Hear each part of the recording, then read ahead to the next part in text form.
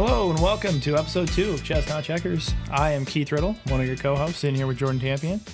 And today we're going to dive a little bit into Jordan's story. I think last week, episode 1, we talked a little bit about my story and the evolution of how I've come to be what I've been in the real estate world. And today we're going to find out who's Jordan. Oof, I don't know if mine's going to be exciting as yours, but it is super interesting to know somebody and then do a podcast with somebody and really dive into some of the nuances that make Keith Riddle. So, yeah, well, I'm just excited I'm not in the hot seat today. Yeah, it is a hotter seat over here, actually, Brendan. I meant to tell you that. But So, Jordan, just real quick, man, let's just dive in. I mean, tell me a little bit about who Jordan is and give me a little bit about your journey. I mean, just let the viewers know who you are. I feel like I know a little bit about who you are, but... Yeah, no, definitely. So kind of would be, I don't know, I think of myself as a serial entrepreneur. Grew up in the small town of Moses Lake, Washington, up the way.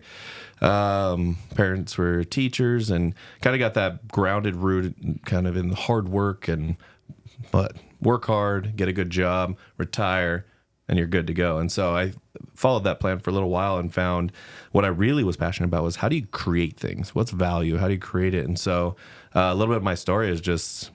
You ever watched Slumdog Millionaire? I have, yeah. But it's been a long time. Such a good movie. Dancing's amazing. But I feel like my story's a little bit like that. Like, he just happened to be asked the question he just did or had in his past experience. And so a lot of my story is just experience and then always challenging what I think could be next. So it's from whether it was owning a restaurant. Well, I thought it'd be cool to understand how those work. So we did 12 of them.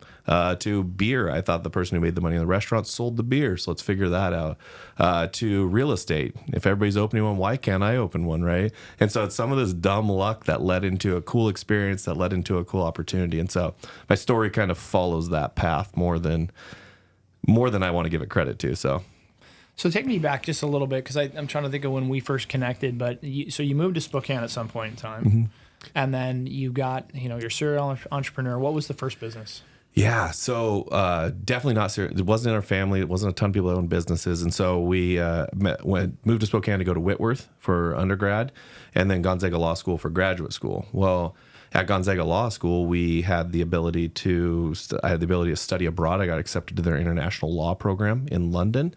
And so me and my wife, Whitney, went abroad. Well, while I was going to school, hustling all day, Whitney was walking around town taking photos and really, I don't know. I mean, it was pretty jaded scale there. I felt like I was doing all the work. She was just having fun, but she kind of built up a photography business. So from there, came back, started doing it. Well, we went to one wedding and they had a photo booth. It was one of the first ones in Spokane. And I was like, well, we can build that. Like, that makes sense. And so we took a one concept, and by the time we sold the business, we had 4 photo booths, 2 crews going, and it was generating a ton of the revenue we had. And so I think that was my first one of seeing like a need in the market and then how we could provide a little value and then take advantage of that, then apply the hard work. And it really kind of escalated from there. But it was every weekend was setting up and taking down this photo booth. So probably a testament and a journey too of like taking a passion or a hobby and turning it into a business. And all of a sudden you wake up one day and sometimes those things work out great and sometimes not so much. Yeah. And I mean, and I think it's one of those pieces that there's definitely dreamers and implementers. And I think the people that can combine the two are really powerful. And so I think it's one thing to have the idea, the other is to put it in motion and then really to stick with it. Because I think a lot of entrepreneurs, hey, great idea, let's do this. And all of a sudden it gets hard or it gets stale or it gets something. And so I think that's what was kind of fun was some longevity that we had with the business and then really what it allowed us to do. So then you grow that business and then you sell it, mm-hmm. right? Then what? Yeah, so even better. So that was kind of growing on the side. I just believe, so I was doing side hustles before the side hustles were a side hustle. And it was like, so I had right out of law school, got a job. And so I was working full time. And then Whitney had gone back to school. And this kind of my real estate journey part was in law school. My parents bought their first flip, so I helped them do it. Took a house over by Liberty Park. Took about 2 months, the whole summer break, flipped it. I think I made about $20,000, which at the time might as well have been $2 million. I didn't realize you could get paid to go do stuff like that, and basically took those funds, paid for some law school, but then really saw, okay, real estate would be fun. So I started selling past law school. Whitney started taking her master in teaching, so she's like, why don't you just go get your license? And that's how it all started. So did you ever practice law? So I passed the bar just to make sure I did, and then I realized I was like, I'm meant to be on the other side of the table. Like, this is so boring. I see how it works in context, but I don't think I'm the guy that wants to draft that up. Okay. Like, I think I want to dream it up and then have somebody tell me whether it works or not. And so, and then went from selling 10 houses my first year on the side to eventually 50 on the side. And that's back when you could buy houses for 50 grand. So everything we made in a side hustle just bought real estate. And that's really how it's like an accidental landlord almost of stumbling into what we currently do today. So would you say you had more of a passion as an investor then, or a real estate agent at the time? So I didn't know you could invest. So this is a funny thing growing up. I just always remember going to the Dairy Queen in Spokane. I'm like, who owns this?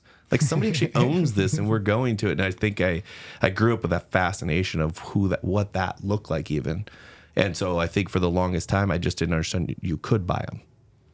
I thought you always rented or you always tried, and your goal was to get that house. And so it's just a lot of a mindset shift of, wait, not only can I buy one, I could buy 10, I could buy 50.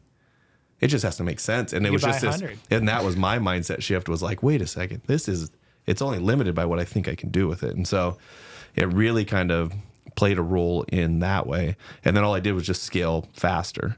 I was like, hey, I bought a single family. It was a lot of work. So I bought a duplex.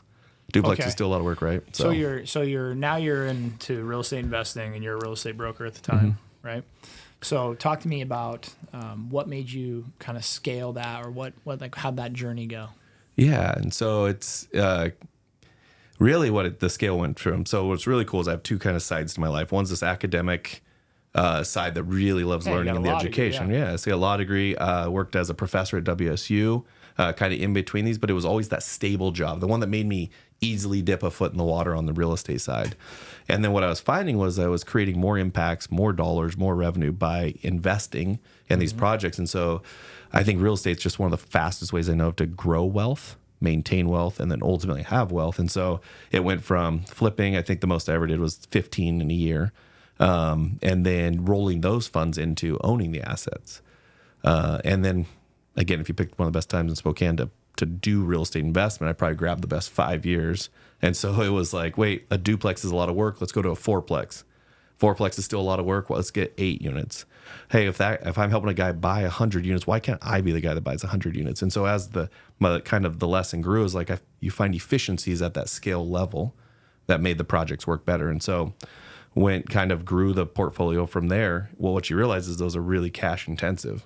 So if you're going to create a real estate business outside of just flipping, I had to create businesses that then created cash flow to fund that kind of growth as we continued to go. And so that's where the restaurants came into play.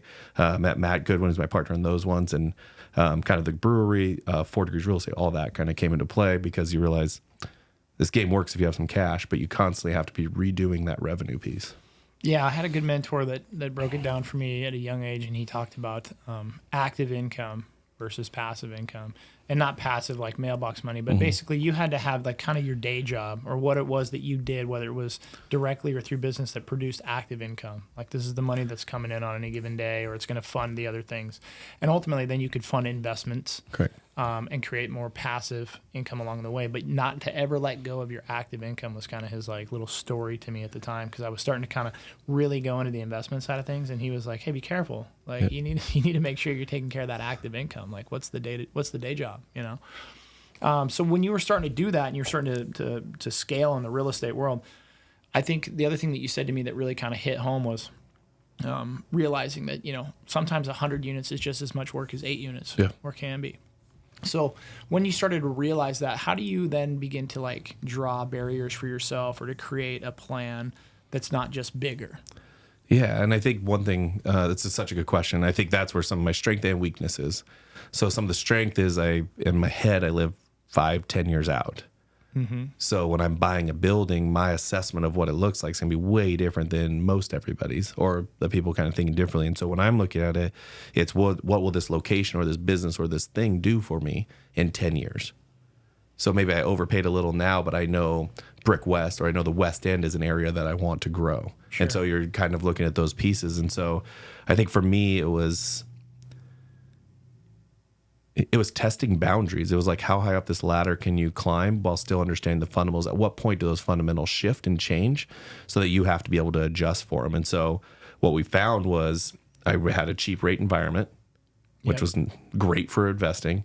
And then you had Spokane, which was appreciating at almost 22% a year for a stretch there. And so what I didn't do well was create boundaries. Like right now, if you gave me the numbers again objectively and said, here they are, I wouldn't do a Brick West again. Okay. I think there was this, I mean, I love Spokane, so I'm glad it works that way. But like, I think there was this naivety that allowed me that grace. And then you could fail forward in that market. And so why I said it's a double-edged sword is that when you don't have the falling forward, you fall backwards. And I think that's some of what I'm experiencing with rates going up in those pieces and working with investors on deals that used to, for 8 years, work really well. There's a really, this is off topic a little bit, but there's a really great old school Dave Chappelle joke. And he talks about getting pulled over in a car with one of his white friends. And the officer walks up to the window and he says, did you know how fast you're going? Or I clocked you doing 60 and a 30. And his friend looks out the window and says, I'm sorry, officer, I didn't know I couldn't do that. And Dave Chappelle has this whole, comedic orientation from the side of like, who even answers that way? Like, who would you? I wouldn't even think to say that, right? But like, what a, in his version of the story, what a white person thing to say. Like, I didn't know I couldn't do that, right? Like, ignorance was an excuse for the law. Exactly. But I think there's some parallels there a little bit to like what you're talking about with like entrepreneurs and people who are driven. Is you kind of have to set those own boundaries for yourself. Yeah. And there's a testament to your success and to being able to do like amazing things and kind of play this game of chess, not checkers. And people are looking at Jordan from afar going, man, this guy is really cranking or doing things that a lot of other people aren't doing or didn't think were possible.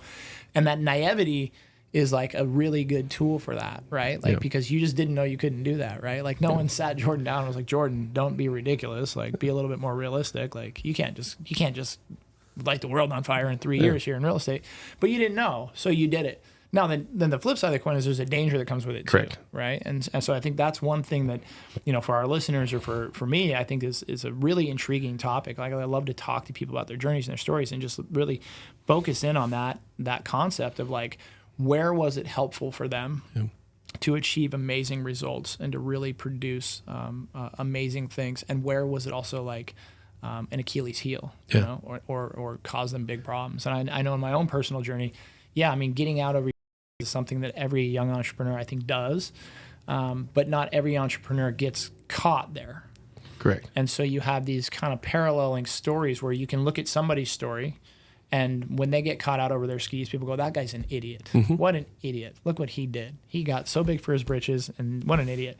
Someone else has done it 3 times over, never gotten caught, and everyone just is like, they're a genius. Man, oh, God, that Jordan guy, he's a genius, dude. He just keeps crushing against all odds and just, And I always think it's interesting to look at that dynamic. And a lot of times, as you get more seasoned in this business, you realize it's not about getting out over your skis or not. I think everyone from time to time is going to take some risks, or going to do some things that if they go bad, can go bad. Yep. But if they go well, can really pay off tenfold.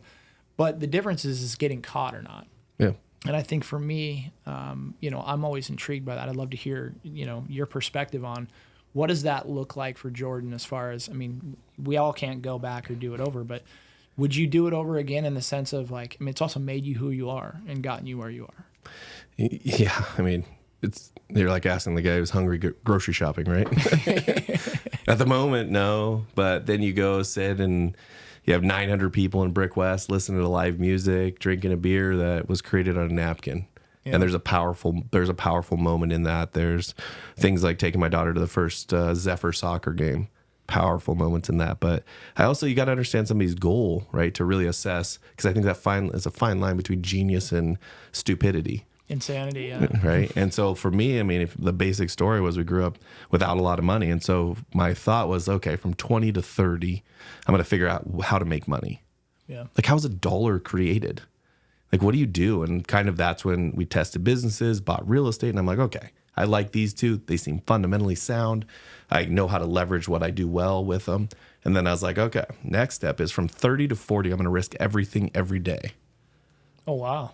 But that was a commitment on your That's my commitment. Yeah. So like the year we did soccer, which you would argue say was one of the more risky ones initially, I was 39 and I was like, all right, I promised myself to 40. But the idea with it was to see how high you can push that limit and learn, because there's some learning that happens in that, the depths of momentum, the depths of kind of things going wrong, but it forces you into there. I read a lot of books, but you will never learn it the same. And then from 40 to 50 was make everything I have mature and stable. And then my goal is at the end of 50, start a venture capital and go help businesses. That's You're kind of gonna pay like, it forward. that's been my plan for 20 years. So 20 to 30 was kind of the learn and beta. Yeah. 30 to 40 was to really push the limits and Take that knowledge, and then every time you made a dollar, put it back in. Just keep feeding the system, and then keep learning, though, importantly, along with it. And I think there's some good books by Ryan Holiday. I think maybe there's like about ego and silent, all that fun stuff that now 40 to 50 is like learn all that. right. How do I apply that and make everything I currently have that much better? Make every relationship, every business, every deal.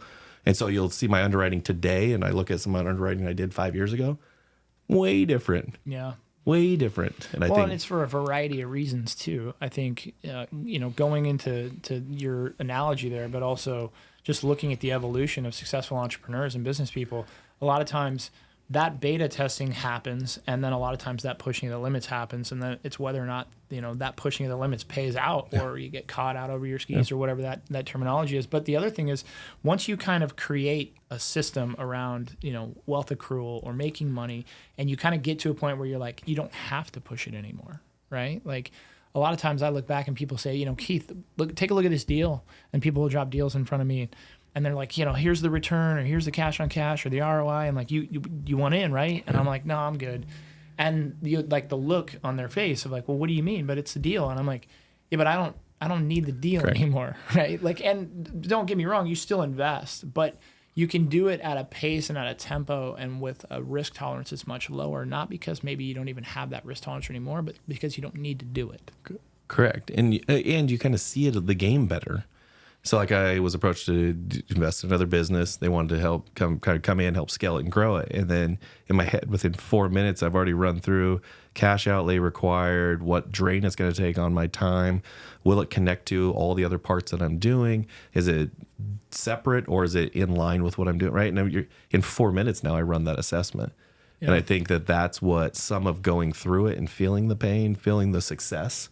I mean, a lot of it was success. That's what you're not going to get out of reading it in a book. Ever. And that's where that experience. And you'll get really the basics, in. but it's really hard to apply it until you do it. I mean, until you put your own dollars out and you put other people's dollars out and you carry that pressure. It's such an interesting part. So the best question is, what advice would I give my 25-year-old self? And I don't even know if I would change it.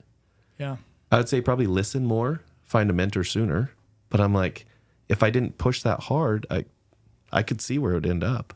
But I also created a pathway where once I solve all this and make everything whole, what I'm doing, I'm like, I am so far ahead of a lot of these pieces. Now it's just choosing. And that's freedom. That's the freedom I wanted. It wasn't that I stopped working. I don't think I stopped working.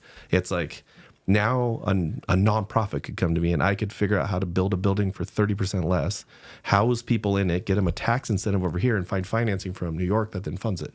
Yeah. If I wouldn't have gone through any of this, you don't have that. You never will. And I think, like I said, I think the point I'm at now, it's more of the hungry guys shopping in a group. And so everything seems a little better. But I think what I've tried to do better is just kind of that reflection point of, okay, what worked, what didn't, right? Yeah. So I think about the amount of times that I was in a low period, and you say to yourself, man, I'm never going to do this again. I'm never going to be here again. Like if I get out of this, if I can make my way out of this, like I'm never going to put myself in that spot again. And there's nothing more frustrating than like 3 years later, being in that spot, being in a very similar spot. And you're like, damn it, I'm here again. Yeah. Right. But I think that it kind of comes with the territory, I guess is what I'm trying to say. And,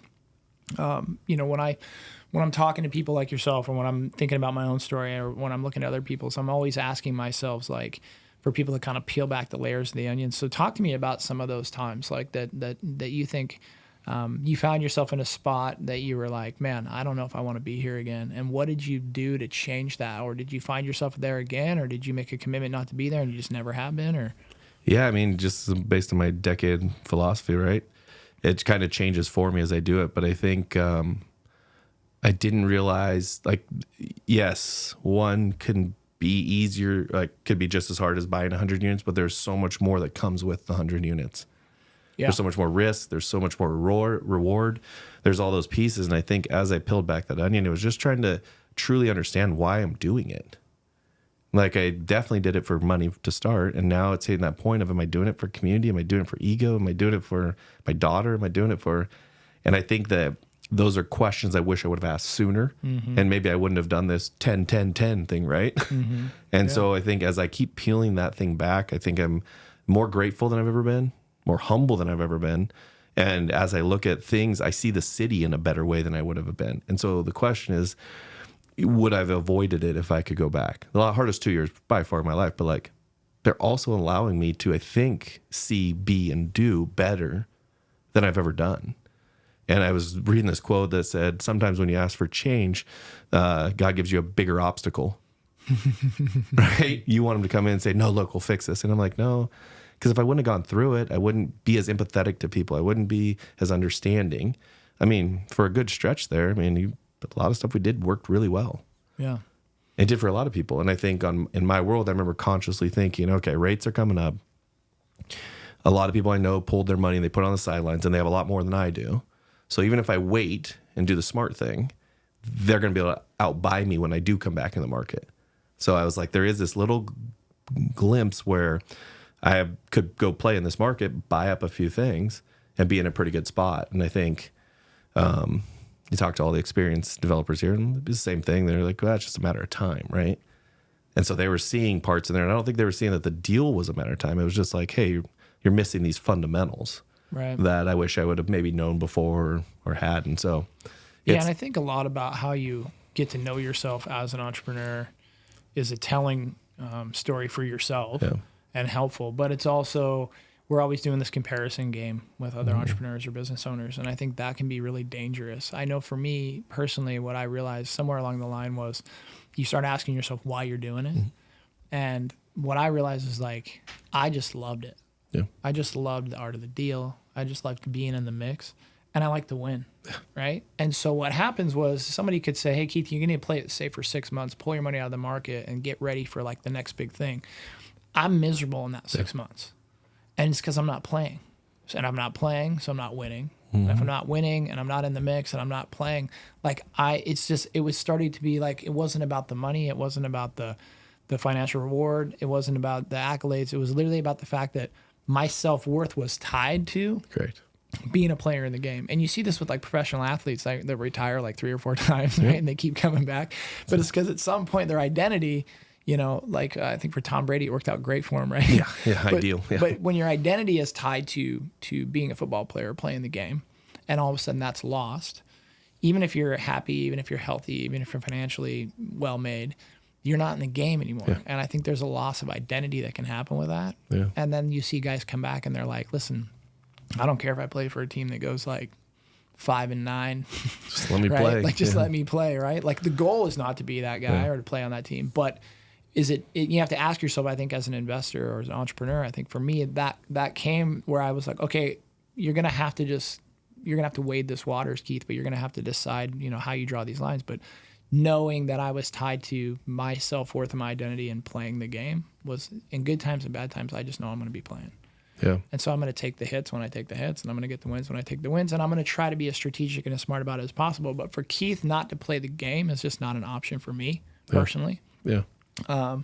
But I don't know. I think everybody has their different strategy, and you see someone who pulls their money out of the market and comes back 6 months later and has more money or comes back stronger, and you're like, man, maybe I should have done that. But in my heart, I know, like, I couldn't have done that. Yeah, and I think it's all about, like you said, in your heart, because the reality is I just gave you my formula, right?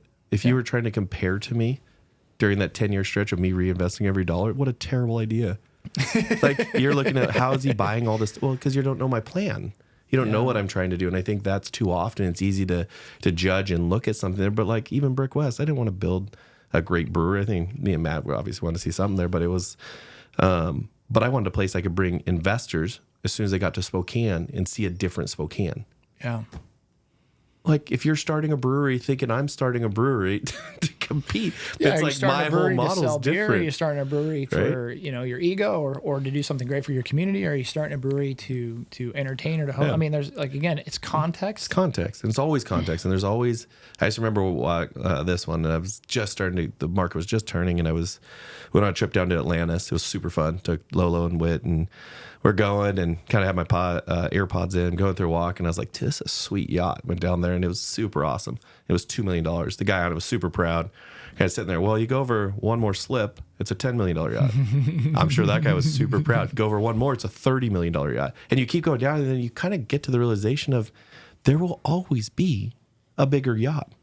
If your game to play is to have the biggest yacht, I think you're playing the wrong game. Yeah. But if your key is that guy was probably happier with the $2 million yacht than the $50 million yacht. Yeah, maybe and maybe he not. He owned like, it. And who knows? If you love right? yachting, right? Like if you love boating, if you like being on a boat, if you like working on a boat, right? if you like entertaining Context. on a boat, right? It's all context. And so then, you got the guy on his, 18 and the one he foot probably sailboat. earned. Yep, he got it. Just he as happy as the guy on the $50 million yacht, maybe happier. Yeah. And that's not to say you can't be on a $50 million yacht and be really happy. I think I'd be really happy if I was. You would be. It's super fun. But mine, I just kind of hit this point in life where it's like more isn't more anymore. And it's all of a sudden there was a point in my life where every time I added more, but more doesn't mean the same. It doesn't mean more, right? And so there was a point in my life where every time I added, my life got better. Every building, every challenge, everything, it got better. And then it hit this point of like, okay, let's look at my sequence here. And let's say I go build another 100-unit building. Yeah. My life doesn't fundamentally change. It's probably actually more work now that I have to put on that, but it doesn't fundamentally change. Maybe my retirement increases, the future wealth building, some management fee stuff, but like I don't get happier. I don't get more time with my family. I don't get all the pieces. And I think that's what I'm starting to realize is I sacrifice some of that thinking if I just got more, if I just did a little more, I'd be better off with what I do. And I think that's where the mindset shift for me is like, I still look at a building, I'm like, okay, this is how I'd buy it. And I'd run it through and I'd know who I'd call and what I would do. And so I want to keep sharp on all that stuff. But it was just, to your point, you hit this one where you're like, but you don't need to. Do you want to build another building, right, is a better question. And I think there's years of I know from my journey, and it sounds like from yours as well, is we did things that we wanted to do. We also did a lot of things that maybe we weren't passionate about doing, but it was a means to an end. And now you get to a phase in your life where you're like, but I don't want to do that. Even if I can do that, right? Mm-hmm. And I think that's an interesting parallel when you start talking to entrepreneurs about what they commit to when they're a little bit later and more seasoned, because it's not going to be things that they need to do or that they necessarily feel like they have to do. It's going to be more the things that they want to do. Correct. And that's the freedom, right? Is you get up to the point where you get to do every day what you want to do. Your relevance stays with it, your challenge stays with it, and all those pieces, and you're trying to build the business that's like golf. You can do it forever. You can do a little bit. You can do it in doses. You can or whatever that is, right? Rucking. Well, you might get too old to do rucking there, actually. After your last story, I don't know if that's the same parallel. Golf takes a little less out of you, but it's that point. And so I think, obviously, this could have been a podcast where me and you broke down every deal we did and all those parts. But I'm like, but that's not really what came out of this. You could look up how to do an apartment deal, right? It's what's the little tweaks, mindsets, confidence, all those pieces that you think got you from building that, because you're doing a pretty good development right now, right? And what's that shift? And I think where I've seen the shift the most was just doubling down on relationships, like really focusing on making those really strong, and then every day kind of running that same analysis of what would it take to do it. And so I think the community piece is bigger for me now than it probably was even before. Some of those turned out to be really good. Those kind of things turned out to be really good community ones. But I think now I'm a little more strategic about the parts I want to do for community, the parts I need to do to pay bills, the parts I need to do to kind of be something that challenges me. And I think part of me wishes I would have known that a little sooner. That's all. I had to learn that one a little harder, but I think now that I'm through it and looking at it, I'm just more sound in each of those areas. Okay, so let's backtrack the story a little bit. So you get into real estate, you start investing, projects are getting bigger. Tell me a little bit about your journey there, because there's a lot that happens, and I think just for our viewers and just for my own curiosity, like I'm a little bit interested in like the nuance or the details of like how that journey looked from the time that now you're investing in bigger projects, but where are you going from here? What's going on now? Yeah, so from what I'm doing now. Yeah. So kind of usually was just go make money through those different businesses, invest ourselves. So most of the projects I've did to date were from one investor maybe, or our own money. And so it was like test these models, what works, what doesn't work, how do we do it? And then what we started doing was raising funds to put into the projects. And so what we found was that about a 72 to 120 unit building seems to fit right into our management model of what we like. And so really it's been going to find dirt, taking it from ground up, building them, and then refinancing them or selling them at that point. And so it's really taken on a little bit of life of its own. So this is primarily large-scale multifamily development. Yeah. We're doing the Peyton building, was the big office conversion downtown. Probably one of the hardest ones I did. I think for every Peyton building, you got to do like 5 ground-up builds just to offset the pain. But yeah. And so the focus is on, if I'm going to put time in, how do I go develop and learn those skills? But I think I'm at the point now where you could bring enough value to the table to where it saves our projects money. It allows us to move those forward, but just a lot of lessons learned. And I think the financing piece is a big one that I assume scaled with it, but it doesn't really. There's flip financing, flip financing, and then there's apartment financing. Right. And there's a big difference between the two in the sense of the type of liquidity, balance sheet, net worth, almost sustainability for that project versus the funds I would get to flip a house. Yeah, and I think like anything, if it's a house flip, it's an in and out deal, right, from start to finish. There's an exit strategy. I think with trying to hold properties, it's a whole different strategy. But if you're talking about ground up multifamily new construction development, but the end goal is to hold it. That's probably the hardest financing to figure out. In this market. There was a stretch there where it wasn't as bad, but and so kind of what I wanted to do when we created it was, I'm going to say the comparison. It's not really a comparison. He's so much better, but it's like what Ryan Reynolds did.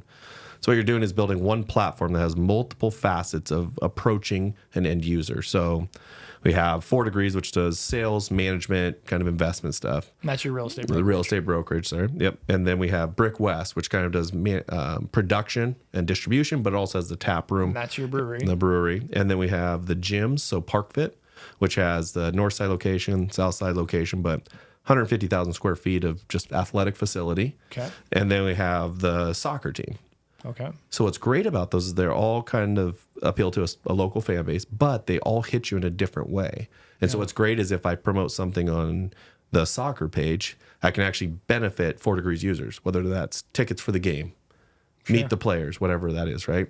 Well, as I continue to do that, adding this development piece now allows us to go into a market and drop a brokerage, gym, brewery, bring investment type stuff to it. And so now when I'm looking at even doing a podcast, right? It's like, well, if I can do a podcast that helps promote any one of those, it lifts it up. And what's great about it is once you have that many, you could then do things like, hey, I'm going to sell beer at a loss to drive more traffic to the soccer team, for example. Yeah. Hey, I'm going to give away beer to 4 Degrees agents, clients, so that it can drive more sales so the brokerage grows. And so you can play this game a little bit because you have multiple levers to pull on it. And then that's kind of the platform. And then what I do is anything made off the platform then buys wealth or long-term generating assets. And I love the way that you explain that. And I think that you're 100% right. I do also hesitate only because the sophistication and the nuance in that is vast. It's huge. It's huge. And so but it piques my curiosity. That's why I love it, right? Right. And this is like truly, not to be cliche, but it is chess, not checkers, because you're looking at this chessboard and you have all of these different pieces that move in different ways in different directions, and you're trying to figure out how it all works together. And I think that's the complexity, so to speak, of what you're talking about, and the sophistication that comes with business acumen, experience, multiple ventures, good, bad, and the rest, that teach you how to look at a board, a chessboard, and no matter where the pieces on the board are at, or and I look at the opponent as like maybe the market, right? Like not necessarily somebody else, but I'm looking at the other pieces on the board as like the markets or the interest rates or all the different variables that are playing against me or with me or that I can use. And I'm looking at all of my pieces in different areas, and I'm looking at how I can move them and orchestrate movement in a fashion to win. Well, exactly. And then it just allows you to play out, right? So then I'm thinking, okay, now Brick West, if you see the jerseys, right, we sponsored on those. Well, if I host a tailgate party and we have 200 people come watch a game, on an away game for the soccer team, sales go up at that location. Not only do sales go up, but then now you're at a facility we have that probably has more merch or kind of direction towards our other entities. Sure. Right? And so it was kind of looking at across the board. And then I think the beauty of that entire platform is it can help us now facilitate more community service hours, more giving back, better community impact. Because now I have 100 agents that we do X amount of community service hours. We have a soccer team that's now giving back here. We have Brick West, which does community things. And so if you look across mine, it's always this lever of profit and giving back. Yeah. And if we can make enough profit, we can give back more. And every time we give back more, it gets us more exposure. And so it's kind of been a really indirect lever that is, for me, kind of fulfills what I was looking for with the whole thing. Was how do you build those levers so that, and now pretty soon an agent could jump on that platform and get access to that, right? And so what I was thinking of, like even the Garland Theater, buying that one, it was like, well, now I could have a theater that our agents can use to do showings. On away games, I could do showings at the Garland. Yeah. And host events. And so everything I think of is in line with that piece. And the only difference I don't do now is there's no more adding to it, unless it's like inside one of those specific areas. So you're no more stuff. No, I don't believe unless it's in one of those areas, right? It's gonna have some piece to it that way. But I think then I can understand it.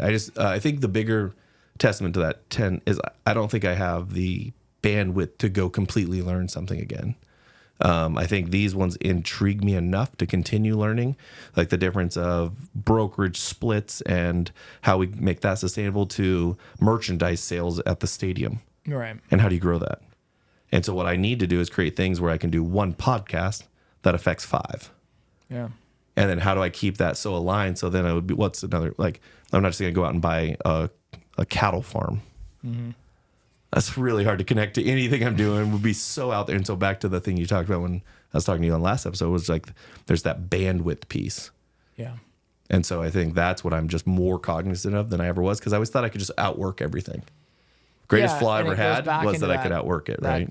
Capability, capacity, and will. Yep. It's kind of I dissected for you last time of just like that's how I tend to look at things now. What I'm hearing from you though is I like these parallels is that everything you do seems to now, but even as you built it, have some sort of interconnectedness or link to some of the other things you were doing. I would be totally admitting and saying like I got myself into a lot of ventures over the years that were really disjointed. Yep.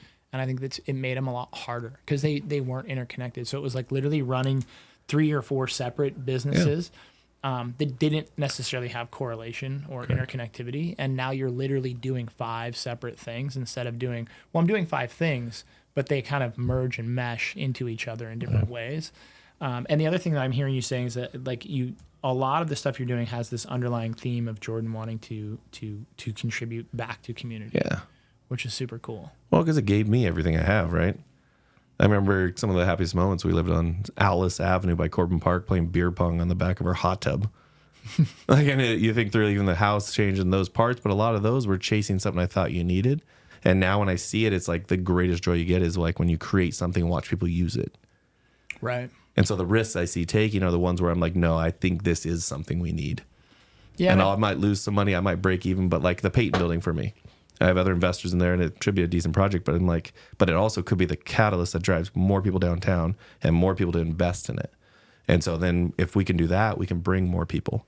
Bringing more people, then put more people on the streets that care about the street and then go from there. And so there's things like that I'm not saying I'm going to not take risk. I think my risk tolerance is way different than most people's, right. But it's going to be in a very, very calculated, right? Then you could take that platform and be like, why would you do Peyton? Well, that's 96 more people that are walking distance to a stadium, walking distance to a brewery, that all potentially will upgrade out of that building into a house or a condo downtown that needs the brokerage. And they're going to spend money downtown. They're going to contribute to the underlying economy. Exactly. Streets get safer, streets get cleaner. They're going to participate more in community events. So, I mean, like, yeah, there's a holistic approach to that. And then I guess the one thing you hit on earlier is the downside really is like when I'm hearing you speak is like you're a really, really big thinker. And so sometimes thinking really big, like what's this going to do for me in 10 years is amazing because you're getting in on things and doing things that a lot of other people aren't because they don't have the vision that you have. Mm-hmm. But simultaneously, you got to get to 10 years, right? Which is what I'm going through now, right? So then there's like, hey, maybe you should have had more liquidity. Okay, that makes sense. Sure. I understand. Maybe you should have vetted things better. I don't know if there's ever a time in my life where I haven't thought that. Yeah, you know what I mean? And so it's one of those parts that I think that's the growth. That's the pieces you grow. And yeah, I don't want to learn by losing, but I also want to make sure I make everything right, make it whole. And so that's been a lot of the harder part is like when you miss and it's just you, it's not that hard. Yeah. Like it'd be pretty easy. My family's pretty malleable. We can go do whatever we need to do. But it's when you start having more people, and what I didn't realize was the stuff we build carries with it more than just, couldn't just shut down Brick West. Right? Yeah. There's the things we built, I think were built the right way. So they have this community driven impact that I think carries more weight with that side of it, which is awesome. It just carries with it more responsibility that you don't necessarily see until you're going through a lot of the stuff. And so I think that's more what turned me on to anyway of like, okay, I need to be more conscious of that. Just because I don't have a risk tolerance doesn't mean every human around me does, like, isn't, you know what I mean? Like, doesn't care as much. The same risk tolerance that I have. Yeah. And so I think that's been a good adjustment, is kind of just seeing that and then building better boxes in a good way. I used to think working inside a box was restrictive, and now I realize there's freedom in it, because then I literally built a box for an apartment site. I mean, anybody can send one to me. I will tell you within the day whether we would move forward or not. I know exactly what I want. I know exactly what it needs to have, where it needs to be, what it needs to be zoned, and what I'll pay for it. And I think that there's freedom in that. That way, if you send me something that doesn't fit, that just doesn't work. Right. And I think that's some of the stuff that I'm really trying to do, because I convince myself of a lot of things, and it worked for me really well. Hey, just keep going. There's something on the other side of this rainbow. Just keep going. And now you get to the point where like, well, I guess I could use a new car. I mean, it might help me get clients. Like if I drive a nicer car and show up, maybe there's more confidence. I'm like, what? No, it's a terrible investment. What am I doing? And so it's really been keeping that in check. And then one thing I didn't do well, because I hadn't seen this part of it coming, was like, it's just under promise and over deliver. That'll be my 10-year mantra after I get through this. The optimist. I'm forever optimist. Yeah. So I always think a maybe is a yes, or it's one convincing a person away from being a yes. And I think that would be one thing. If I would have gone back, I would have taken a page from my brother Joel's playbook and just been like, nope, this is what it is. And now he wouldn't sell as much. He never would sell as much. But it's like, at the same time, I think there is something in that still people trust and people can get behind. And then you deliver on it, and it probably builds more trust than the other way. So, and I think in my entrepreneurial endeavors, I've seen this play out, and maybe it's the same for you, where there is a big part of me that wants to do stuff with people. Yeah. And I want to provide opportunity for other people, and I want to grow with other people. And so I would come up with these ideas or these investments, say, hey guys, check this out. Right. And like you're taking the onus of presenting this, I think, genuinely to other people to say, like, the win in this for me would be the win in getting this project done. The other win would be like bringing 10 or 15 people I really love and care about into this, and like seeing what it could do for them or their lives.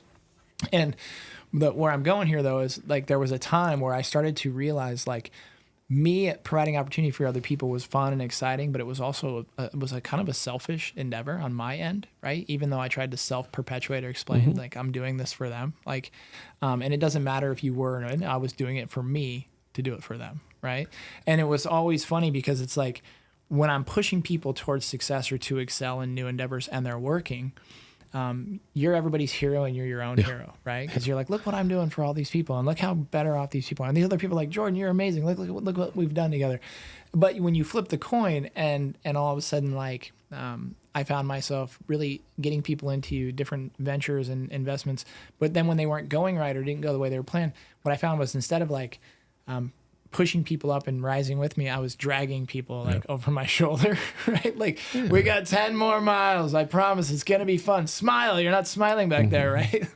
And then it was like this aha of like, man, am I bringing these people with me and pushing them towards success, or am I dragging them over my shoulder with like knees bent and heels dug in going, come on.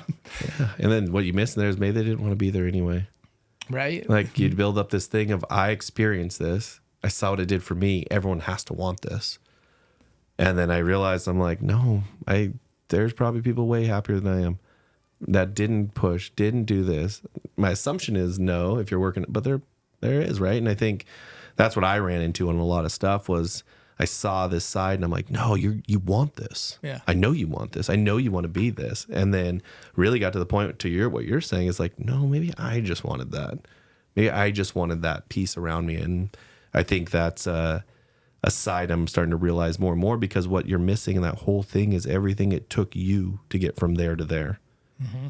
And if you haven't done that, sometimes that's a necessary step to actually be able to breathe the air at that new spot. And I think that was one kind of good reality. And I had a mix. I had a bunch that I drug along, they're doing great, right? And then had some where it's like, no, we're pulling you out of your comfort zone, and realized that maybe that's, whether that's by rule or not, I'm not sure. But I think that was kind of a eye-opening one for me of understanding that. Like, meet people where they're at, not where you want them to be. And once I did that, it's like Matt Goodwin gave me the 4 Agreements, such a good book. And then one of the big ones, there's like, don't make assumptions, right? Right. Nothing personal, don't make assumptions. 2 of the 4 Agreements, right? And you think about that, and I'm like, no, I'm assuming so much here. And I take it personally when you're not there. And now I kind of have this sweet way about it where that, whether it's the thinking 10 years out, so I can understand a problem in 10 years is way smaller than a problem today. Yeah. And so that allows me to kind of keep calm and move through some of these and be very solution oriented. And I think the other one is just, again, meeting people where they're at, right? We all have some reason. We do it in sales all the time. What's the objection that you're trying to overcome? And I think that's really helped me, I think, empathize more and really understand a lot more of what people are going through. Yeah, and there's nothing more frustrating too than getting wins for people and they're not even that excited about it. Correct. Or appreciative of it, right? Like, and I think that's the blessing and the curse of being a really good business person or entrepreneur. Is a lot of times you're good at sales, and there's a failure to understand that you can oversell other people and you can oversell yourself. Yeah.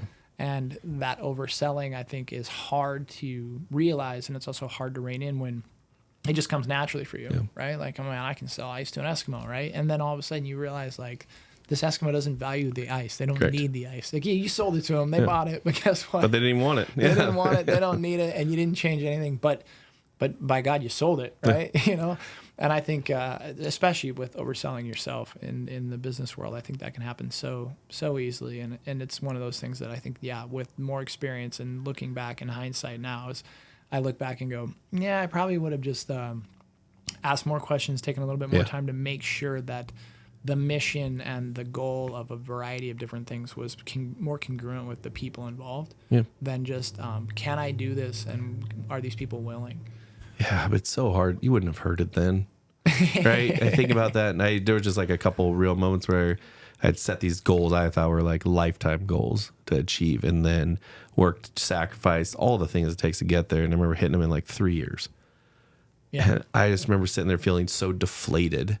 And I'm like, so you're telling me now I got to go set brand new goals, even more, go give up and sacrifice like I just did to hit it again, only to feel this same feeling. And so I grew up in a really sports-oriented goal family, and I think for the first time, like, I don't know about goals. I think my new one is just go 110% every day. If you can go to bed at night knowing you gave it everything, that might be enough. And I set goals now, but it was like this weird thing of that was the driver, and then you hit them, and it's like, okay, I need something bigger. I need something bigger than just hitting a money goal or a units goal or a broker goal. It's funny you bring this up, because I was just thinking about this the other day. I had a friend of me say, Keith, I'm looking, he's like, we've been looking at some of my life and the things that I said, man, you just have such big vision, right? Like, and when I think about goal setting, it's really for me, it's always been that way, where I like to cast vision, and then I set the goals based on that vision. Yep. And so I think a lot of people do it the ancillary, like, way around. Like, they just go and set big, hairy, audacious goals. Not that there's anything wrong with that, but then if the vision isn't cast, then they can end up being shallow victories, or the defeats can be brutal. But simultaneously, if you're a vision person, what I think what you find out is that you also don't get hit as hard if you don't meet a goal, right? As long as you're still on path for the vision. And so I think when I'm looking at young entrepreneurs and I'm talking to business people, that's one of the things, like, I coach and mentor quite a few people in the real estate space, is what is their vision, right? Like, where are you trying to go here? Like, paint me a picture of, like, okay, you're going to, like, go to Seattle. Like, what is that? What does it look like when you get there? Is the sun out? Is it raining? Are you with some friends? Are you by yourself? Are you downtown? And then, by the way, then paint me a picture of perspective, like where you currently are. Let's look at where we are. Okay, we're here. This is where we want to go. And then for me, really, that vision encompasses the journey too. Correct. Because so many times then the goal is Seattle, right? The goal is to be downtown Seattle with my friends. Perspective is I'm currently here in Spokane and I'm by myself. But the vision is the journey, right? The journey of, like, what's it going to feel like? Who am I going to bring with me? Like, where am I going to stop? Like, what kind of experience do I want to make hitting this goal? Because otherwise the goals can get hit and feel terrible. The goals can get missed and hit and feel terrible. But I know that if I'm going over to Seattle to see friends and family, and I get to Seattle and I get around my friends and family, and we just don't quite make it downtown, it's okay. Like, it was a great journey, right? So I'm always looking at, when I'm talking to young entrepreneurs and business people, I'm always trying to pull that vision out of them. Yeah. And just seeing, do they have clarity around that? And I don't know that you always have to have clarity around it, but it sure as hell helps. Yeah. You know? Oh, it's huge. And I think that's where that vision piece is. Focusing on the vision has helped me enjoy the journey. So when I focus on a goal, it's, hey, I'm going to lose 10 pounds. I'm going to go to the gym. So every day is about fighting that day to get to the goal. And when you focus on it, it's hard to understand the journey because all you see ahead is the goal. But when you know, hey, I want to be fit so I can hang and play with grandkids when I'm older. Right. All of a sudden, the gym isn't a forced function. It's a necessary step in that habit that you're building in life. And I think that's what's allowed kind of me to enjoy the process more, is really focusing on that end piece.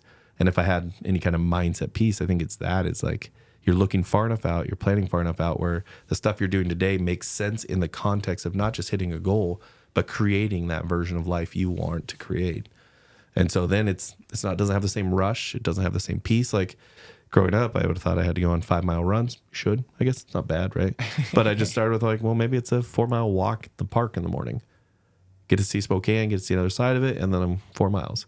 Well, that I did for 120 days till it got cold, right? And then I switched inside, but it's like, it wasn't hard because I could see that's a habit and a lifestyle piece I understand is going to get me there. Now the new goal is still 10 pounds. Never changed. Sure. It's just how I see it function in there is making those kind of daily commitments to it. So anyways, it's super interesting, like how that part of it changed in my life, essentially. So what's next for Jordan? Where's Jordan at now, and where are you going in the next 10 years? Yeah, I think it's now focusing on diving deeper rather than farther. And so it's jumping into each of these businesses and understanding them at an even better level, at a more relational level, at a more of a community impact level.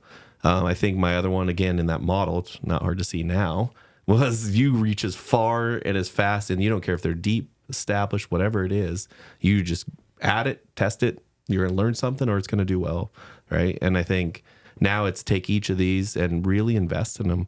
The community, find what better ways to get involved. I don't feel like I was involved at all.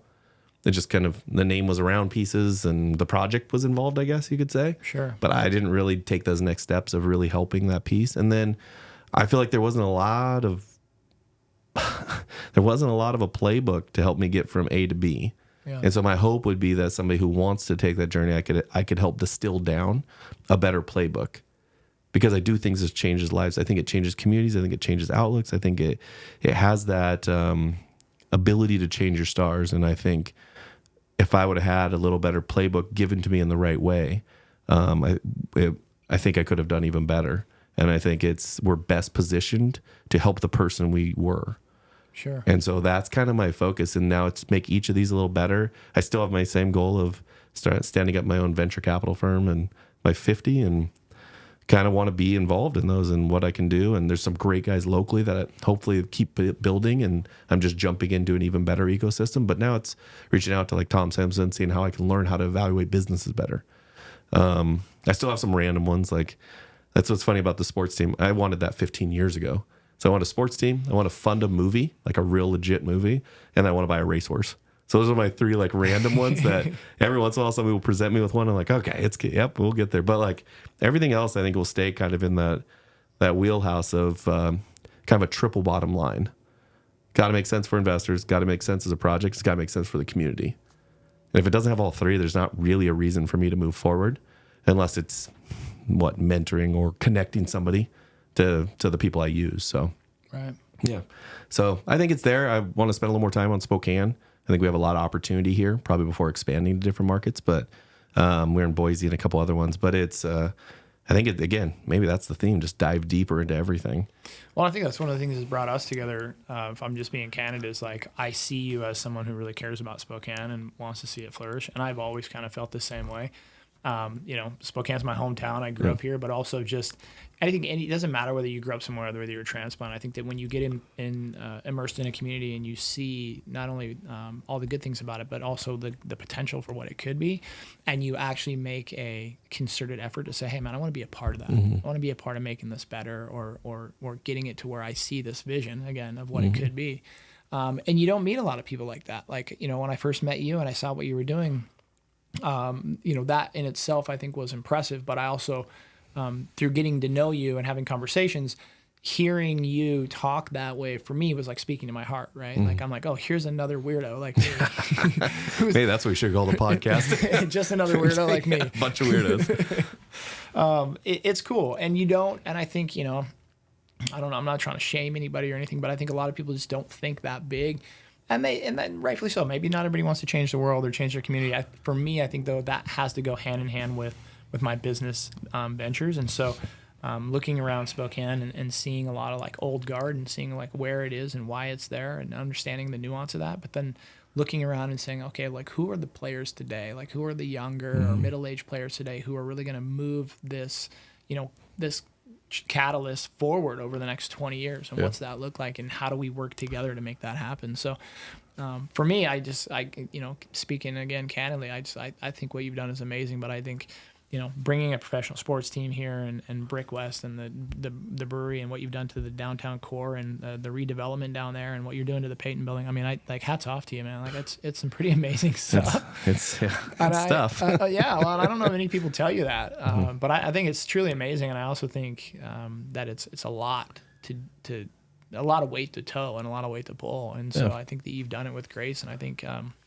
win or lose on every aspect, I think that it's really cool to see somebody that's that committed to their community. Yeah, and I think it's the community is treating you right. And we have such good examples of developers who've done it. We have such good history. Like it's positioned well for me to be able to do what I'm doing, and I'm not the only one. That's what's fun, right? Yeah. I just think that it's one of those lonelier journeys somebody goes on, and if you don't know other people are going through it, you may feel you're the only one.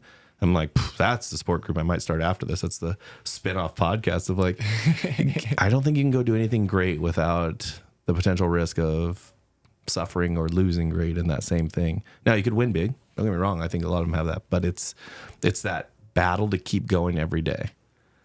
Find it, go, and then just don't let yourself, like the one of the best I took was the other one we were talking about, like what your mind actually did when you were doing the rucksack race, right? My thought would have been like, he's like, your legs are tired. Like your mind should have been telling you to shut down. But it's funny how our mind speaks to us and how convincing it is. And when you start doing stuff that other people haven't done, there's two reactions. One, they're supportive, or most likely they want you to not do more. Yeah. And it's hard to leave that situation, right? I know. That could be its own spin-off, but it's like one of those pieces where I think that's where some of the journey was there. I just have like my brothers and Joel's in there, and I got some really good partners that I can go to and be like, this is the worst. Like, this is so hard, and I don't know how to, like, what do you do? And then you just kind of sit, chill. Now I think I started the brewery actually to drink to mitigate, but it's one of those pieces, and I'm like, but it's supposed to be. Yeah. This is supposed to be hard if you really are trying to do this at that level. And I think now I almost have an appreciation for it. Yeah. Not that I love it, not that I want it in my life all the time, but I do have an appreciation for some of the things that are being created and kind of watching this city to take force, right? It's fun to be a small part of it, but. Well, and what you said there too, for me, what I take from that is there's a level of success when you are starting out and when you're building where the next level of success has people in front of you or people before you that you can kind of lean on their experience or ask questions or see a path or a system. But there also gets to be a level of success if you're really shooting for big things and you have big vision where there is no answers. Yeah. There's no one to go to. There's no solution, because that becomes part of the process, right? Is not only do I have this huge vision, do I want to like do these amazing things or create this amazing business, I don't have anybody that I can really ask or talk to that's been through the exact same thing. Or I can get parallels, I can get similar stories, but ultimately that's a humongous piece of it, is being able to trudge through the kind of vague and the gray and the unknown, but do it with diligence, with patience, with a level of excitement to do it with and simultaneously not know what the answer is. Yeah. Right. Yeah, I think it's got to be the hardest part is like forging into the unknown, but you have a smile on your face, right? And you're going, but then you see someone work and you get some confidence around that, and you see why some didn't. You get confidence around that, and I think that's been kind of one of the cooler pieces. There's a part of me that was like, I'm done. I've put in a lifetime worth of work. I'm gonna learn how to build a rocket. That'd be kind of cool. Like to understand how the physics of that work, right? And then I'm like, but that discounts everything. That's the easy answer. Yeah, it's also kind of the quitter's way out, yeah, right? You know? And back to what you said, right? That's me stopping the race because I'm like, no, this is good. I'm there. Well, no, maybe it wasn't. Maybe everything I'm doing today was so that we did this podcast. Right. So that this podcast hit one person. Like, what if you live life that way? That's what's super fun. That's how I live now. I'm like, what if the door you held for somebody made their day a little better, which then trickles and makes somebody else's day better. Yeah. And I think when I can look at it that way, it gives me this huge perspective. And I can't tell if it's optimism, but it's definitely allows me to look and be like, wait, if I just push through a little more today, maybe somebody in the office sees that I'm still pushing, even though it's hard, and they push a little harder. Yeah. And they push a little harder for their family and for their relationships and to be a better person. You're like, oh, once you go about that way, it's tough to get too bogged down because at the end of the day, there's somebody that was affected. Well, I still think back to a conversation I think you and me had over at a beer, and I had recently merged my real estate firm in with another company, and you were like, Keith, what are you going to do? What's next? And I'm like, Jordan, I'm done, man. That's true. Done. You did say you were done. I did. I was like, dude, I'm going to fade into black. I said, I'm going to go hunting and fishing. I hope you never hear my name again. Right? And I was dead serious. I was at a point in my life where I was just like, listen, I'm done. Not completely done, but just like I've done all I need to do and I'm good. And then, that lasts, just so all you guys are clear, that lasts about, for me, it lasts about 6 weeks. Maybe 6. Maybe. I think you were calling me before 6.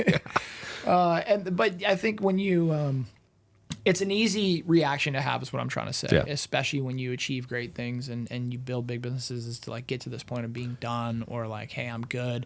And ultimately it just goes against the human nature of the kind of people I think that are driven to do those things. And so, it's humbling for me to realize it, but you hear stories after stories of people like that who retire and, 6 weeks later, their spouse is like, you need to get a job, go do something, right? But I think for entrepreneurs, it's like, that's it. It's just being more wise and more diligent about what we choose to commit to and what we get into next and the way that we get into it and who we get into it with, and just asking yourself some of those important questions. But ultimately, I think the end all be all is fading into black and being done is just not a solution for anybody. And if that becomes your solution, I would say that you're a year away from dying. Yeah, it just sounds better, right? You like to your point, you're going to do it and you'll end up coming back. And I think that's actually what some of the podcast interests me is like, I'm excited to hear everybody else's story of how they broke through those or how they changed or all those pieces. And I think part of the diving deeper is the learning. Yeah. And I have a greater fascination for learning and understanding what could I have seen better that I missed this last time. Did I just ignore signs because I wanted to see what I wanted to see? How could I have set myself up better? And I think the way I approach it now, I see the strength in that. I see the reserve that good developers had. I see those parts, but I have to imagine they went through a similar scenario at some point. Oh, absolutely. Which trained them to be in that spot. And so I think I'm excited. I don't know. That gets me excited about who we're going to interview. We're going to have some great people on here, but I think it's more, I almost feel selfishly like I'm just here to learn it. Like, I'm going to get them on here and convince them to be here, give them a 6-pack of beer, but I'm just going to learn, man. I feel like that's how every good podcast host that I've followed for years, like talks about their journey is like, well, I just selfishly started this endeavor to like interview cool people and learn cool things. So.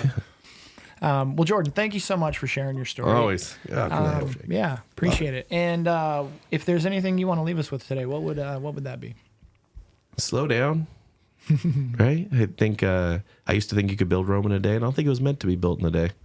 Yeah. Slow down, reflect, and then I think I've gained a better appreciation of being grateful for what I do have rather than keep looking for what I don't. And I think that's a lesson I wish I would have pulled in a little earlier, but I don't know. I just think life's meant to be a journey.